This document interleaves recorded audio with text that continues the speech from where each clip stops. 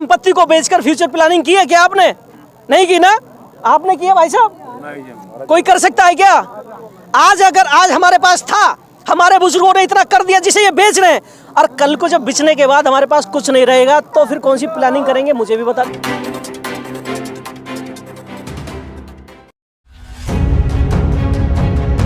देखिए, आपको एक चीज समझनी चाहिए, सरकार मनमानी पे आ चुकी है। सरकार अपने आप को एडोल्फ हिटलर की तरह पेश कर रही है।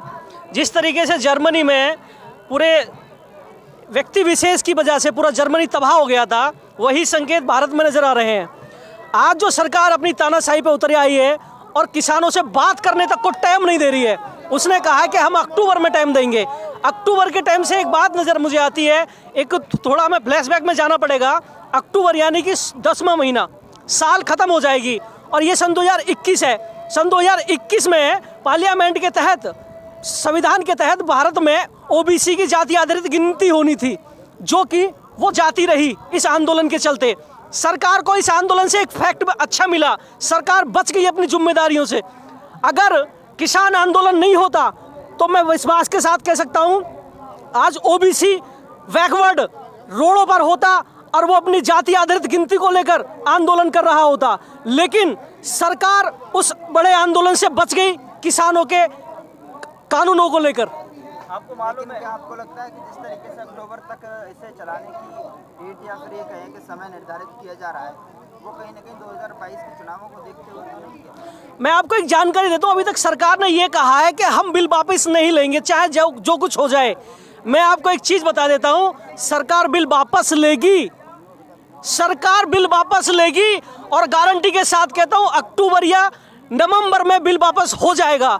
रीजन है उसका, सन 2022 का चुनाव यूपी का और 2021 का खात्मा होना, यानी कि ओबीसी की जाति आधारित गिनती से भी सरकार बच जाएगी, जो कि 10 साल लंबी बात चली जाएगी। आपको लगता है जिस तादाद में अभी किसान जुड़ रहा है उस तादाद से अक्टूबर तक जुड़ेगा? किसान तो दिन प्रतिदिन चौगुना होता जा रहा है। आप सारी चीजों को कवर कर रहे हैं, आप देख रहे हैं, आपको लग रहा है कि यहाँ पे किसान दिन प्रतिदिन बढ़ता जा रहा है। ये आंदोलन खत्म होने वाला नहीं है। अभी मैं आपको एक चीज बता दूं, और जिस तरीके से मजदूरों के अधिकारों में परिवर्तन किया गया है, उनके रोजी रोटी के साथ खिलवाड़ कर रही है गवर्नमेंट। मजदूर बहुत जल्दी अपनी कंपनियों और फैक्ट्रियों से निकलकर इस आंदोलन में शामिल होने वाले हैं, बहुत बड़ी तादाद में, क्योंकि मजदूरों के साथ जो सरकार ने परिवर्तन किए हैं, जो खिलवाड़ की है, वो अपने हक अधिकार के लिए इस आंदोलन का हिस्सा बनेंगे। क्या ऐसा भी हो सकता है कि समय आने पर, जैसे सीए और एनआरसी का मामला था, आंदोलन ऐसे खत्म हुआ, ऐसे ही इस तरीके की तरफ जो सरकार इशारा कर रही है? मैं बता दूं आपको, सरकार की मंशा तो कुछ बहुत सारी अलग अलग है। सरकार की मंशाएं इतनी खतरनाक हैं, क्योंकि सरकार के पास ना एक आंकड़ा होता है। सरकार को यह भी जानकारी है कि मार्च और फरवरी के लास्ट में और मार्च के शुरू में गेहूं की कटाई शुरू हो जाती है, तो किसान अपनी खेती में व्यस्त हो जाता है, जिस कारण से उन्हें लग रहा है कि जब कटाई शुरू होगी तो ये आंदोलन धीमा पड़ जाएगा, यानी कि किसान खेत में होगा। लेकिन ऐसा नहीं होने वाला, ऐसा नहीं होने वाला। सरकार कान खोल के सुन ले, ऐसा नहीं होने वाला, क्योंकि खेत भी कटेंगे और आंदोलन भी चलेगा। लेकिन फर्क ये होगा कि इस बार गेहूं, खेत का गेहूं मंडी में न जाकर वो आंदोलन में आएगा।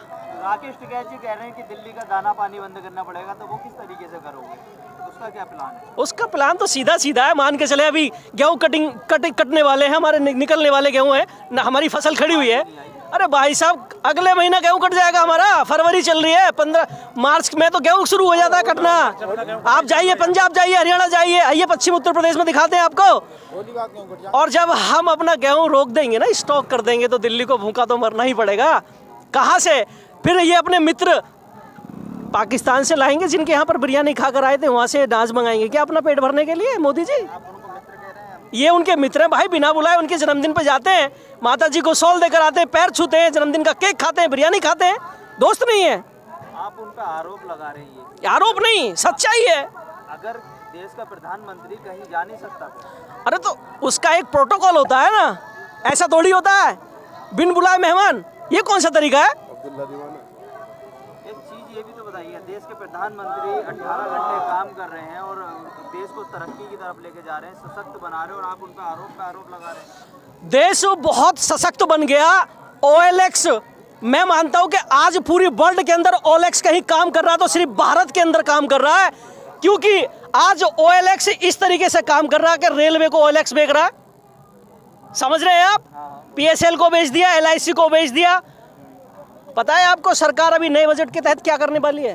नया बजट देखा नहीं आपने? मैंने तो देख लिया, मैं आपको बताना चाहता हूँ। आपने सवाल किया ना, सरकार जितनी भी कंपनियों की भूमि पड़ी हुई थी, रेलवे की हो या किसी अन्य कंपनी की हो, उसे सब बेचने जा रही है, उसे बेचने जा रही है सरकार, और ये कह रही है कि हम एक बहुत मजबूत इकोनॉमी खड़ी कर रहे हैं, कुछ नहीं कर रहे, हमारी TRP बहुत मजबूत बढ़ जाएगी। फ्यूचर प्लानिंग है भाई साहब। आपने उधार लेकर किसी से फ्यूचर प्लानिंग की है क्या भाई साहब? आप बताएं मुझे, आप उधार लेकर या अपने घर की संपत्ति को बेचकर फ्यूचर प्लानिंग की है क्या आपने? नहीं की ना? आपने की है भाई साहब? कोई कर सकता है क्या? अगर आज हमारे पास था, हमारे बुजुर्गों ने इतना कर दिया जिसे ये बेच रहे हैं, और कल को जब बेचने के बाद हमारे पास कुछ नहीं रहेगा तो फिर कौन सी प्लानिंग करेंगे? मुझे भी बता दें आप। क्या लगता है जिस तरीके से आप विपक्षी की तारीफ कर रहे हैं, तो क्या लगता है कि विपक्षी पार्टी की तो नहीं हो? मैं सुनिए, आंदोलनजीवी आप लोगों मैं बता दूं, पहली बात तो आंदोलनजीवी वाली अगर आपने बात करी तो हम आंदोलनजीवी नहीं, हम लोकतंत्रजीवी हैं, और लोकतंत्र को मजबूत बनाने वाले हम योद्धा हैं। ये भारत सरकार को मान लेना चाहिए। और यहाँ पे जितने भी बुजुर्ग बैठे हैं, मैं चाहूंगा कि आप इन पर कैमरा उठाएं, इन्हें सरकार को सम्मानित करना चाहिए मेडल देकर कि ये भारत के लोकतंत्र को मजबूत कर रहे हैं, ये उसमें इनकलाब भरकर ऐसी तानाशाह सरकारों को उखाड़ने का काम कर रहे हैं। ये देश के प्रधानमंत्री भावुक हो जाते हैं, रोने लगते हैं। आपको पता है, जब घर में, जैसे मैं प्रधानमंत्री को छोड़िए, मैं दूसरे एक एग्जांपल दूंगा आपको। जब बच्चा होता है ना, उससे कोई काम बिगड़ जाता है घर में, तो क्या करता है ना, घर वाला कोई डांट ना दे, पहले ही रोने लग जाता है, तो क्या करते हैं, सहानुभूति देते हैं, अरे आजा, क्या हो गया, चल छोड़ ना, बिगड़ने दे। ये तो प्रधानमंत्री जी हैं, ये तो एक नौटकबाज। मैं कह रहा हूँ, इन्हें भारत क्या पूरे वर्ल्ड के अंदर इनसे बड़ा एक्टर कोई नहीं होगा। राकेश टिकैत जी जो रोए थे, राकेश टिकैत जी देश का पेट भरने के लिए रोए थे, और ये रो रहे हैं रोटी को तिजोरी में बंद करने के लिए रो रहे हैं। बहुत बड़ा फर्क है। किसान एकता जिंदाबाद, किसान एकता जिंदाबाद। क्या लगता है कि पश्चिम बंगाल में चुनाव है और CAA लागू होगा, वहाँ पर अमित शाह का बयान है? मैं आपको एक जानकारी देता हूँ CAA और NRC के ऊपर। दरअसल में CAA और NRC है क्या? भारत में अंग्रेजों से पहले कुछ विदेशी घुसपैठिए आए थे, जिन्हें आर्य कहा जाता है। उनके आने का इतिहास मिलता, जाने का नहीं मिलता। ये CAA और NRC एक बहुत बड़ा षड्यंत्र है, जो भारत के ही लोगों को भारत में विदेशी घोषित कर देगा, और जो हजारों साल पहले जिन लोगों ने भारत में सबसे पहले आक्रमण किया था, वो भारत के मूल निवासी बन जाएंगे।